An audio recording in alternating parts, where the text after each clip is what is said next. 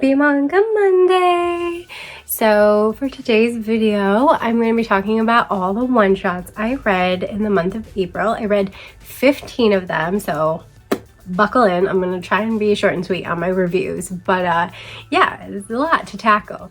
And I actually got this challenge from Instagram, and it was done by Bizarre Individual. He has a YouTube, I know for sure, so go check him out. And then also Marjorie's Manga, I think is how you say it, but I'm just gonna put it on here so you know. And yeah, so they are the ones that created this challenge on Instagram to try and tackle your backlogged TBR of one-shots.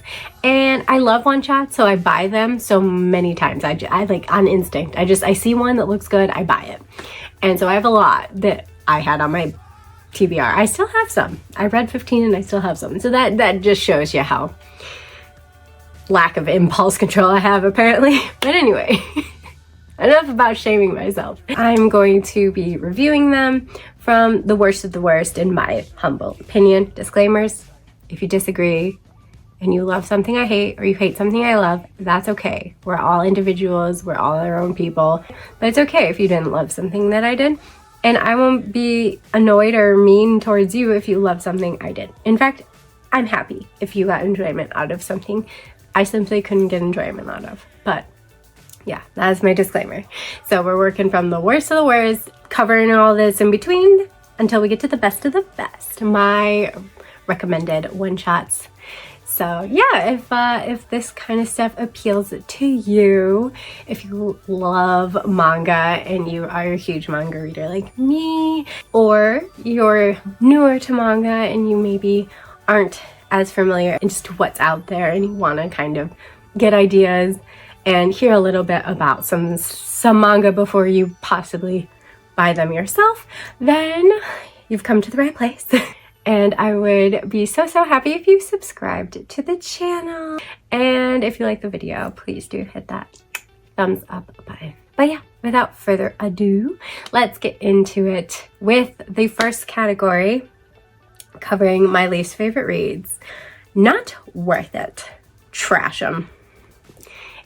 And first up, we have Hard-Boiled Stories from the Cat Bar. So I really liked the vibe of this. It was giving me that noir, like old-time black and white detective stories of old, and just a vibe, you know? It's giving me that vibe, and I liked it, and I love cats. So like together I thought, you know what? There's no way I'm not gonna like this, but I did not like this. First thing I didn't like, even though the art looks very nice, the characters are not very distinct. All the guys, like the main 3 guys that we're following, all have remarkably similar hair length and like swoopage. All have facial hair, like the same, like in the same areas. And the only things that like slightly distinguish them are the clothes they're wearing. Sometimes one of them wears glasses, but not always. And one is easily recognizable by the cross-shaped scar on his face. But other than that, I just like their character designs are way too similar. And that would make it like trickier for me to follow along of who's saying what's happening with what. And the story structure itself is very choppy. It's like, we're in the present. Oh, no, now we're in the past. Oh, now we've flashed over to this conversation with these other, like, it's just all over the place. And I just wasn't following along. Yeah. But it's a very noir type detective story at its heart, where a detective has quit the force following the death of his colleague and friend, which has been written off as an accident, but he knows is cold-blooded murder. And so he's trying to discover the truth, and has also taken in his friend's cat. And because he's trying to get to the bottom of it and stuff, he has now gotten a hit out on him, and the hitman called the Undertaker has been tasked to, you know, get rid of him. And it all sounds like really promising and interesting, and it mostly takes place in this cat bar where the detective has left his cat. Pretty much follows a really long, annoying conversation that happens in this bar that slowly unravels everything that had happened previously. But it does a poor job, in my opinion, of actually unraveling it. And it just feels janky and convoluted and messy. And yeah, wasn't a fan, so trash it. Next up, we have Be Very Afraid Kanako Inuki. So this is a collection of short stories by a horror mangaka. And I think right there was my problem with it. Not that it was a short story collection, though I'm not always a fan, but more so that it's horror. Like, it's telling me Japan's queen of horror manga returns. Like, that's what it says on the back. And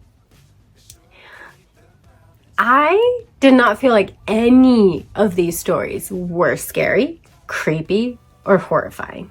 Like, I thought they were interesting, I will say. Like, they weren't bad, but if you tell me something's horror and I go into it expecting a certain level, I guess, of like, just like unsettling feelings, or like, ooh, that creeped me out, or like, wow, if that happened, that would be like freaky, you know, like, it's supposed to evoke a horror feeling, like a very specific feeling. And this did not evoke it. I like the art style. I think it's unique and interesting and fun to read through. And like I said, stories weren't bad. Just for me personally, like, they were not horrifying.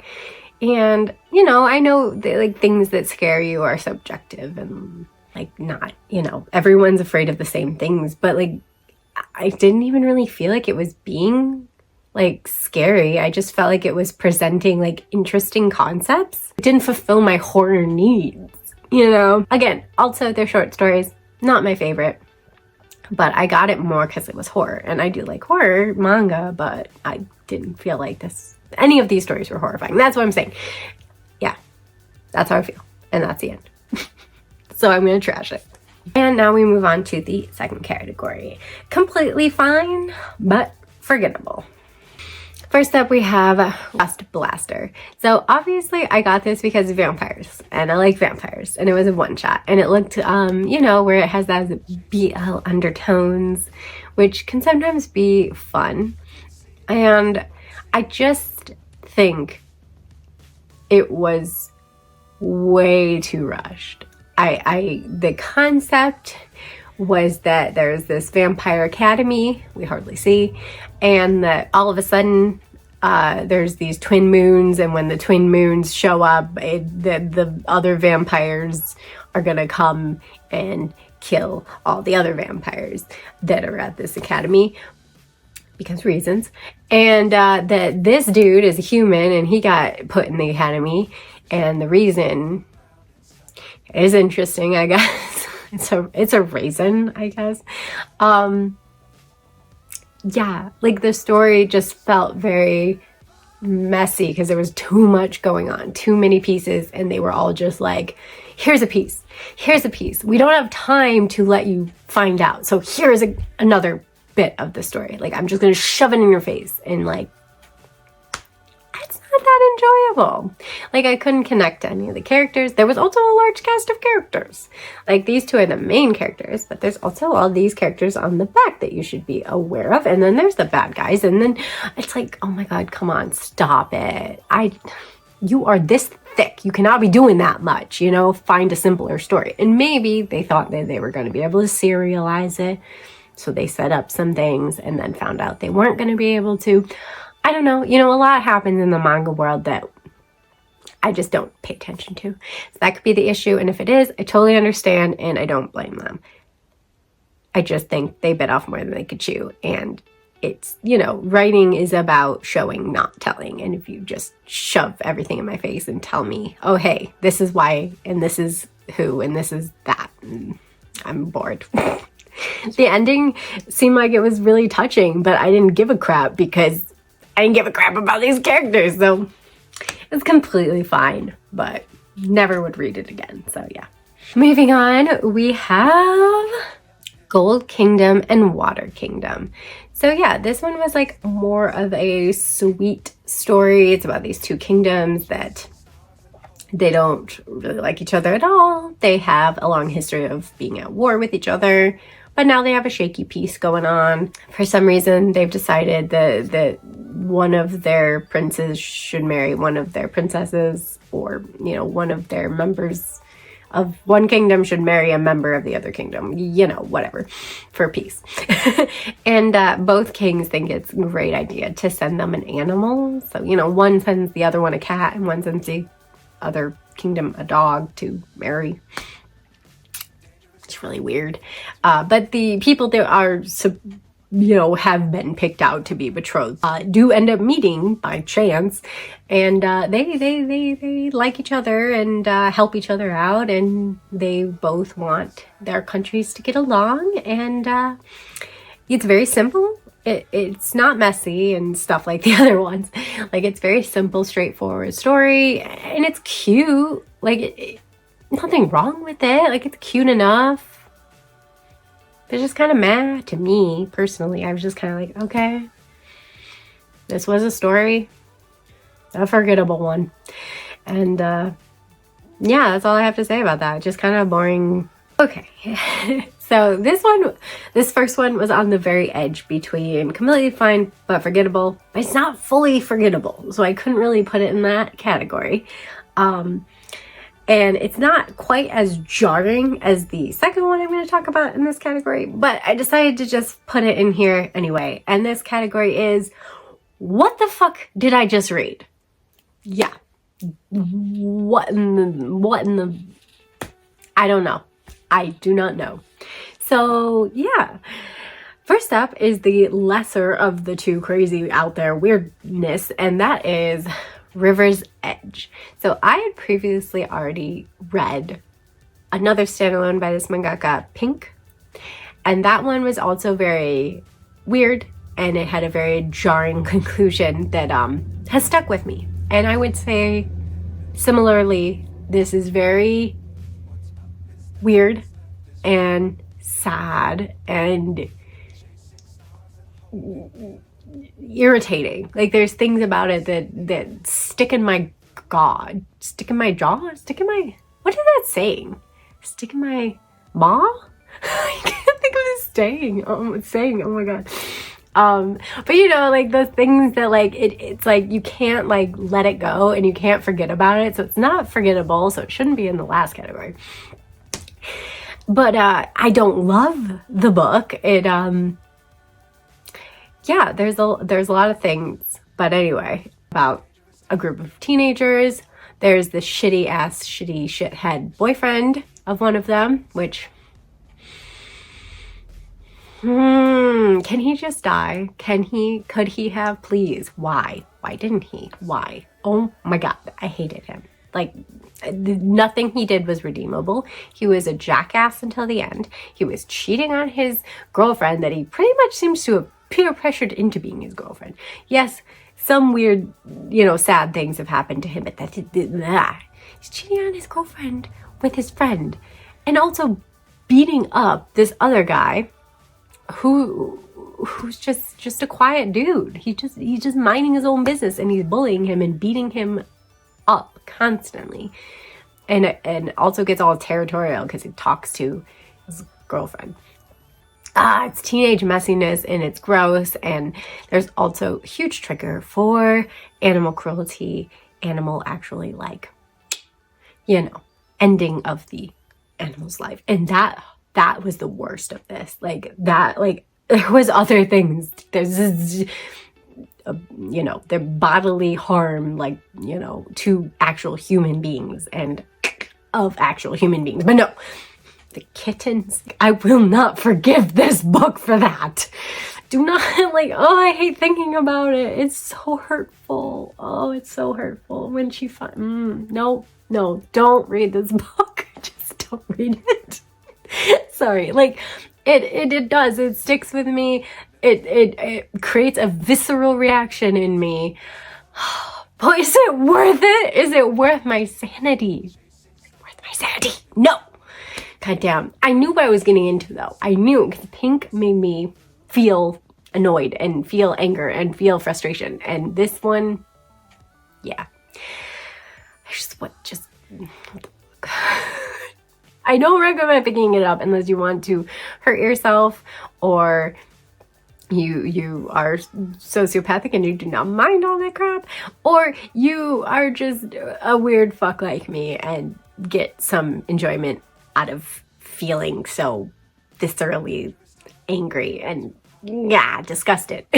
So yeah, but it is interesting. Like, just so messed up though. So messed up. But yeah, the reason I made this category was this one. Lychee Light Club.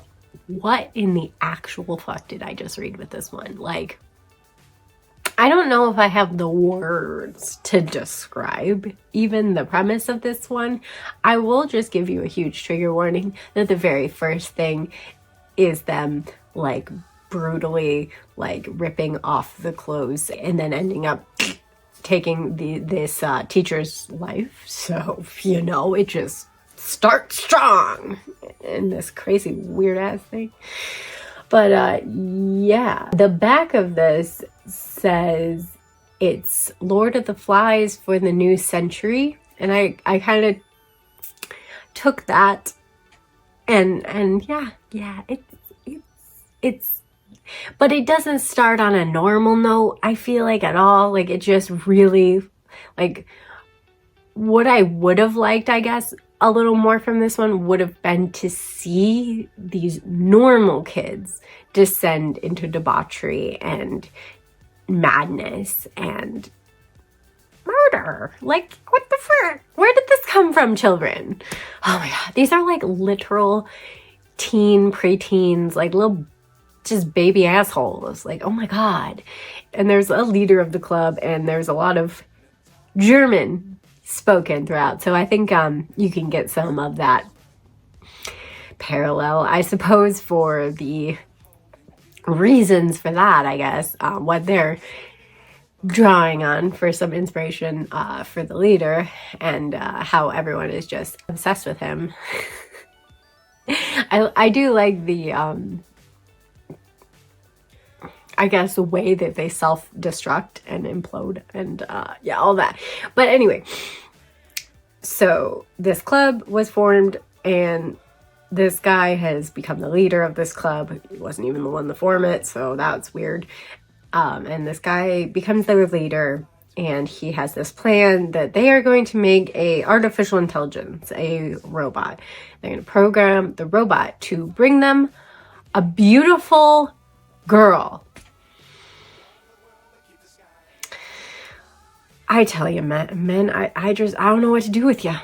Any men watching, I don't blame you, but I blame your species as a whole. Just kidding. But we're really just like, all right, cool. So that's the mission. They find a girl, they bring her back. The girl and the robot have an interesting relationship. It's the nicest part of this manga, I'll say. But it's also kind of weird. Anywho's, and yeah, this leader has an interesting relationship with all the people, all the other guys in the club, all the other kids, and it just like I said, just implodes. It ends in chaos and death and destruction. And what was the point? You know, like, oh my god.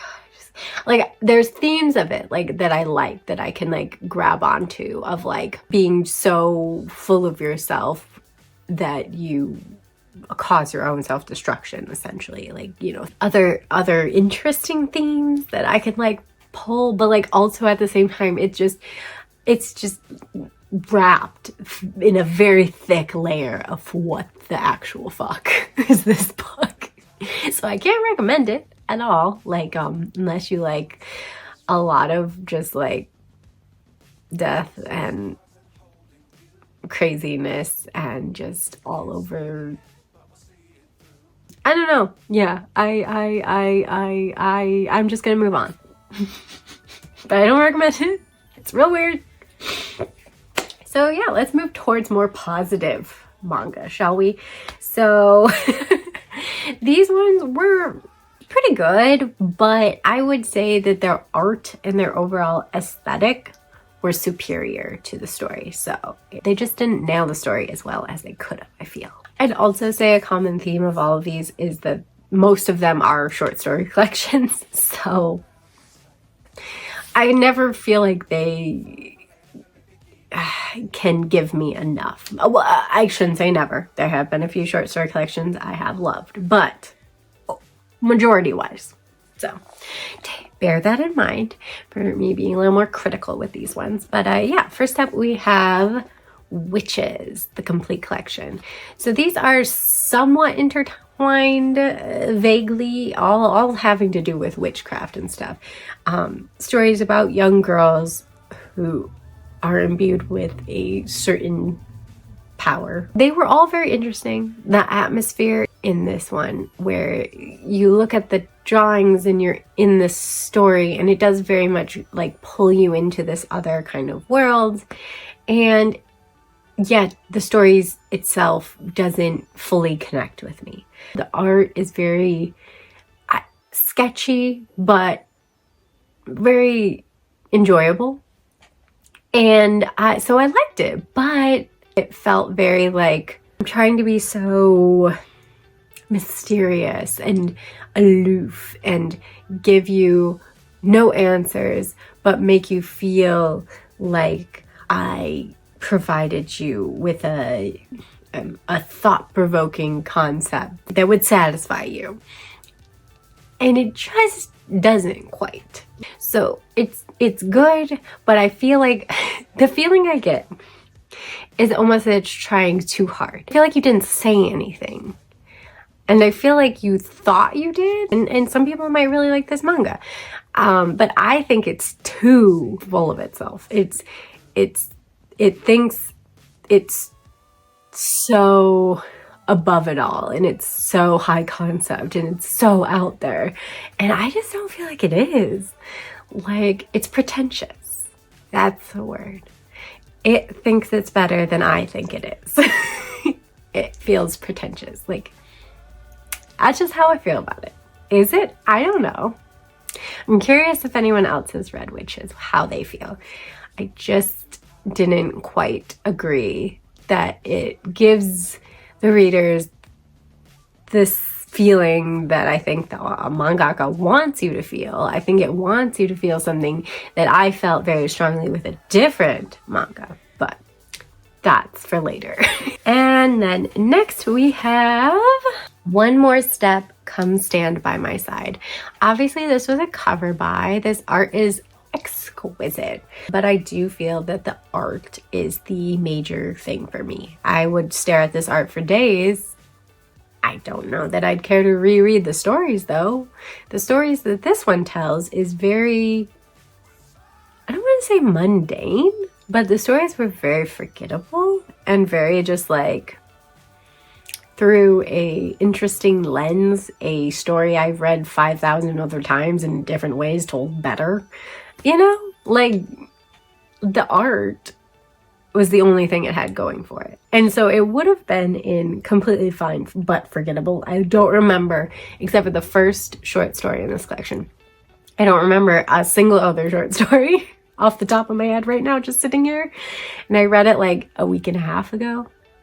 So yeah, it is pretty forgettable. However, the art is so appealing that I couldn't just toss it down there. I'm sorry. Like, I am an art hoe. One of the reasons I love manga is to look at the art, a feast for my eyeballs. And this is a feast for your eyeballs. It's just that the stories do not match up to the level of the art, unfortunately. For me, personally. So, yeah. I don't have much to say about it. It's a collection of short stories. Some of them have an interesting moment, or you know, a little thread of a story is interesting, but overall just not really, not grabbing me. But yeah, that's my feelings on it. Beautiful nothingness. Next up we have two that are more towards the other end. They're still in the art and aesthetic because I didn't think they were better than that, but I think that their stories are, to me, a little stronger than the other two. But I still didn't like them enough to go into the next category. So keep that in mind. And we have our torsos align, human x monster love. So I really liked MADK. And I was a little nervous to go into this because MADK kind of messed with me a little bit. It was a BL I wasn't ready for, I guess. It just was, it went a lot harder, and was definitely a different type of BL.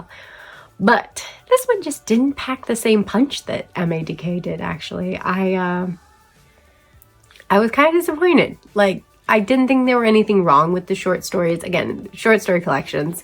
None of the short stories were boring or uninteresting. And as always, their art is very unique and distinct and fun to look at and enjoy. But yeah, the art did do a lot of the heavy lifting through, especially the later stories in this collection. I'd say the first story, which is about a girl and a flying bird type creature monster person thing. That one was interesting. I liked that one the most, I guess. It stuck with me more. But I didn't love it. I wasn't like enthralled with their relationship, nor were any of the stories kind of that gut punch that MADK gave me either. So they just kind of landed in the middle ground of, you know, that was okay. That was okay read. That was good, I guess, but not super great. And yeah, I just like the interesting art of this mangaka. I got an interesting, unique art style, and I like it. So I don't think it'll appeal to everyone, but I do really like it. And lastly in this category, this one was the longest category, we have Sadako at the End of the World. So yeah, I like the art. It has like a little sketchy kind of a charcoal quality. Yeah, this one, like, I liked the concept of the story, and it almost got into the next category because of that. But there was just things that I don't know if I'd read it again. I don't really care that strongly about it. I do think the ending had the most impact for me. However, I don't think it had the impact that it wanted to have. I can't really talk about it without spoiling this one shot, but let's just say I'm sure it wanted me to feel like, oh, that's so sad. But instead I felt like, really, that you really thought that was gonna work? Like, no, that's stupid. And you could say, you know, Sadako's a curse. And I think she's supposed to still be a child too. So like, maybe, you know, she doesn't think things out well enough. And you can give her a rationale and stuff for the way the story goes. Even if you can do that, I don't care. Like, it just, to me, did not have an emotional impact on me like I think it wanted it to have. It just made me feel annoyed. Like, really? Okay. If you say so. I think it's stupid, but sure. So yeah, otherwise I like the interactions between these two little girls and Sadako that they summon, like in the ring, and this curse kind of follows them around, and you know, the girls kind of befriend her to a certain degree, and they meet a few other people on their little self-exploration journey thing, and in this world that seems like something, you know, has happened to devastate it, and there's not very many people, and it's a desolate kind of world that these kids are living in. But yeah, like, I like the concept, but I don't like it enough. I think there's just didn't have enough follow through and like weight to it, I guess. I don't know, it's quite thin, so it would have been a feat to pull off. And it didn't. All right, so let's move on to our second to last category. And we're, you know, getting to the manga that I think were really pretty good. And it is interesting concept, but not quite perfect. So yeah, these two were good. They just weren't great, in my in my humble opinion. And first up we have Goodbye Airy. So I really liked the concept of this one. I think it's really interesting. We have this kid, Yuta, who has been given a phone by his ailing, sick, essentially dying mother, and her wish is for him to record her moments of life until she dies. And he ends up making this into kind of a movie for her school, and the kids, they think it is really weird, and you know, rightfully so a little bit, but I thought it was quite interesting. And then as we go on, we kind of, the main core concept I felt like of this was that we can manipulate our memories and how we show the world experiences and people, and so it's not always the truth. Like, we can show a better side of people or show a more positive lens on things that really weren't that good in reality, and how movies and, you know, even life itself gets distorted through whoever's telling it or whoever you're interacting with. They have different perceptions of people and things. And I think that concept is just really, really interesting. I just think the end was kind of confusing to me. I think it strayed a little too far into fantasy because I couldn't really discern a final message or a conclusion. Maybe that is the point, there is no conclusion, but it just kind of was too open-ended and also confusing, because is it a movie or is it reality? You know?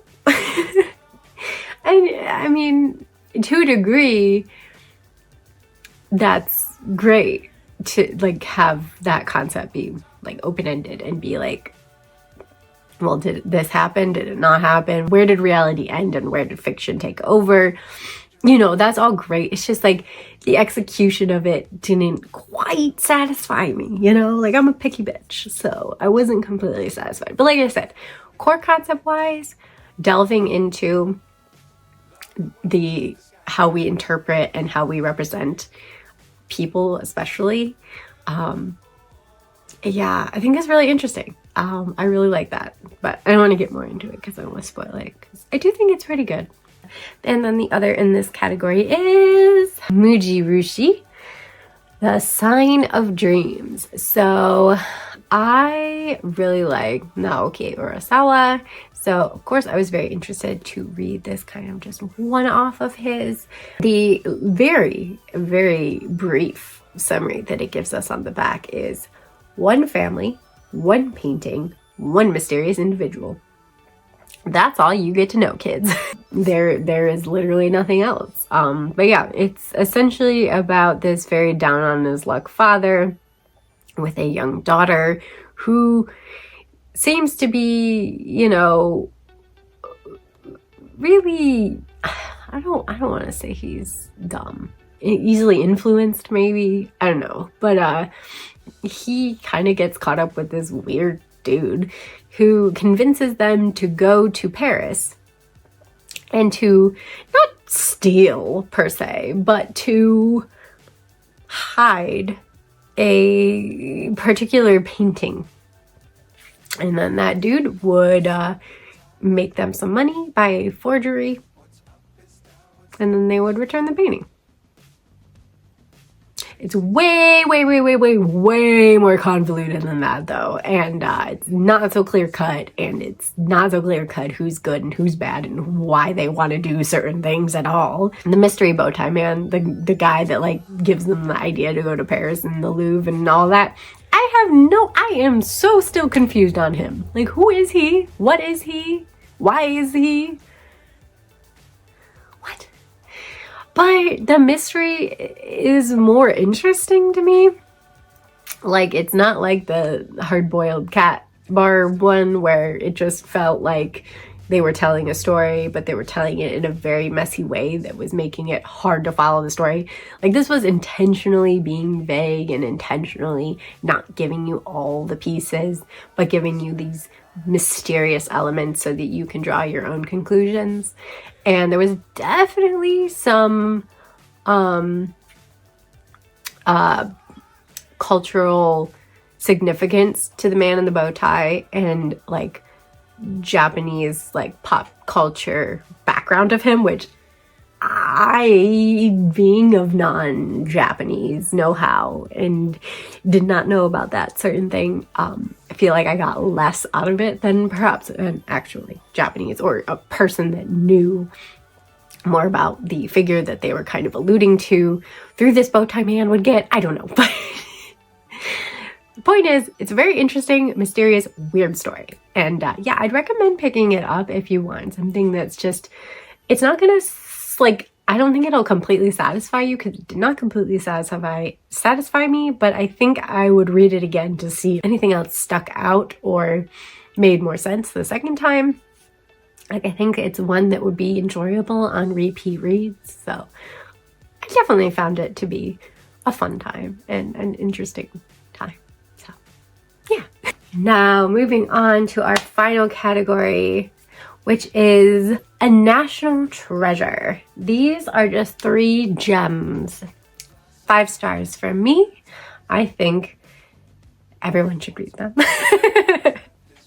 So we'll start off with a darker one. We'll go to a light one and then end with a more darker toned one as well. First up we have Takopi's Original Sin. So based on just the cover alone, I was thinking, I might feel some feels while reading this. And while I don't think either I was in the mood to cry, because sometimes I'm not. Sometimes I feel like this might have gotten me on a different day, but I'm okay.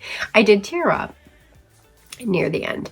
And it was just a really interesting concept with really nuanced and interesting characters. I think there are a few nitpicks I can make about this one, and I was a little bit torn between the other categories. It's not quite perfect, but I don't feel like it needs to be perfect necessarily, if that makes sense. But yeah, this is a story about this alien creature who lands on Earth from another planet with a mission to spread happiness across the universe. And the kid that meets him names him Takopi, and Takopi is trying to bring happiness to this kid. This kid is getting bullied. She doesn't have a great home life. And Takopi is trying to use his little alien gadgets that he's brought with him to solve these problems. But in the end, we learn that time travel can't heal all wounds. And I think it's a really interesting story concept that you know, and it's not like it's never been done before, but to have this little time travel guy with alien with the ability to time travel in a certain way, and that even if you try to prevent one bad thing from happening, your actions may create other bad things to happen. And it was interesting, and it was pretty sad, bleak, and it's kind of bittersweet in the end, but I liked the ending, although it was perhaps a little too, like, you know, it almost wraps it up too neatly with this like little bow, like, oh, and there you go. And I don't want misery, I swear. I don't want misery, but I just think like it would have been even more perfect if it hadn't had a nicer ending. I'm such a monster, but I do think it's really worth reading. I think it's really interesting. I think the characters are well developed and fleshed out, and I really did not care about this girl for like 80% of it, but they got me in the end to care about her, and I'm just like, God dang it. I hate that. But it's the mark of good writing when you can have a pretty despicable character in the beginning, and unlike the boyfriend from River's Edge, you're actually like, all right, fine, I care about you now. And we've seen enough of you that I I don't like what I've seen, but I understand what I've seen. So yeah. So I thought it was a really good, yeah, delving into these three young kids and their problems and traumas and lives and interpersonal relations and stuff and the drama and a lot of feels. And yeah, so I think if you like more character driven stories, more, you know, deeper, dramatic, darker type stories, then yeah, I think this is really great one shot. Next up is one I gave 5 stars because I just really personally enjoyed it. You know, I have a good time when reading. It's like a little friendly hug, like a soft little hug. And that is The Secret of Friendship. So this is about 2 girls who are in high school, who are very close friends, and one of them just happens to be a lot more popular than the other one. Guys are constantly asking her out, and she just cares about her friend so much, and their friendship means so much to her that she will literally tell the guy, okay, I'll date you, but you have to treat my friend as well, if not better, than you treat me. And so the guys usually end up dumping her. Kind of like opposites attract for friendship, which is cute. Like the girls have very different personalities and vibes to them, but they complete each other in this like platonic soulmates kind of way. And it's just really precious. And you don't see many books that care more about the friendship than the romance of things. Like some romances have some really great friendships that you do see throughout, but like this one's focus is more on the friendships than on actual romance. And I just appreciate it. And it's soft and it's fluffy and it just makes me smile. So that's why it gets 5 stars from me, because it's just something that I'll read again when I want that little dose of happy. This was actually one I read online a long time ago and I really enjoyed it. And when I saw it, I was like, oh my God, they're printing that? Like I never expected it to get in print. So it made me doubly happy. So yeah, I definitely think this one's a solid, cute, fluffy read if you want a dose of happy, you know. And last but not least, will not give you any happiness. This will rip your freaking heart out. At least it did for me. And this was one I probably like. See, I hate giving like 5 stars. Like I would say like I do, like just to share with people like my general ideas of like, I'd give it 5 stars. Like these are the best reads in my opinion that I read out of the batch. However, if I had to give a real like glowing 5 star of like 5 stars, like the 5 stars of all 5 stars that I'm giving out today, it would be to this one. And that is The Music of Marie. This one just, it's very like slow paced in the way it tells its story. It's very atmospheric. It could have very easily ended up like Witches for me, where it feels like it's trying too hard to give me the message and to give me this otherworldly experience while also making me deeply feel something. But this one pulls it the fuck off, okay? It pulls it off. It's so good. Like, and it's so funny because I wouldn't even say halfway through, like maybe a third of the way through, I was kind of like already predicting something, you know? And even me predicting the thing did not make, and I didn't quite predict it like 100%. So even though I was like slightly prepared and slightly like, this is how it's gonna play out, it still left a huge impact. It still like left me feeling like empty and happy and sad and depressed and like just all the feels. It's just like, it ripped my heart out. It was that kind of read for me. Yeah, but this is a story about this girl, Pippi, and this boy, Kai. And they are childhood friends. You know, Kai moved to their part of the island. It's kind of this interesting fantasy world where it's made up of multiple islands. Each island kind of has its role. The island they live on has focus on technology, animatronics, mechanics, and all that type of things. But there's like an island that has more like fresh produce. There's one that focuses on textiles and clothes. So like each island like has a thing, and this is like the thing for this island is machines and all that stuff. And so Kai moves to this island when he's young after a tragedy happened at the mines he was working at with his dad. And so he moves close to Pippi. They become friends. And as they grow up, Pippi has more and more feelings towards Kai, but Kai is very much preoccupied with Marie. So Marie isn't an actual person. She is the god that they believe in. And though you see her in the story, like, but she's not a person. I just want to make that clear. So like, he's like kind of infatuated with a god, and I'm not laughing because it's silly. I'm laughing because I don't want to give anything away, but I want to explain the story. It's really hard. So I'm struggling.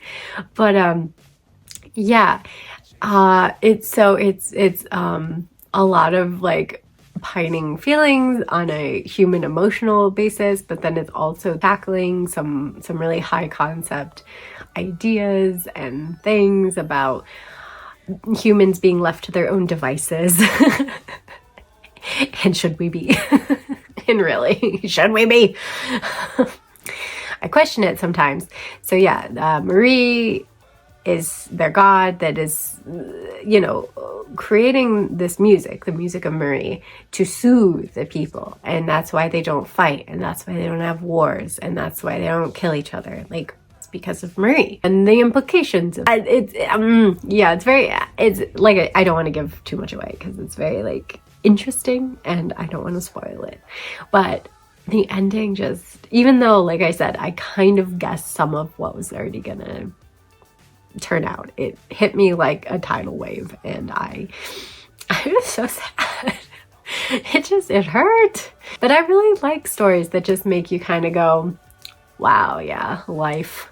And although it's very slow and meandering and atmospheric and very much focuses on like the world building and the like people in this like world, and it's slightly kind of this fantastical world. I mean, it's not quite like here, it's its own place that, it builds slowly, but touching on the more, higher concept ideas. And yeah, no, it was really impactful. I think it was really well written and good. And if you don't mind, like all of that preamble to give you at least for me, it was a very satisfying story overall. And I didn't, like, it's not like at any point I was bored of it. Like, it was a very interesting story the whole way. It's not action-packed. Like, there's this looming kind of mystery and drama. So it's just a more slow-paced story that's building up to something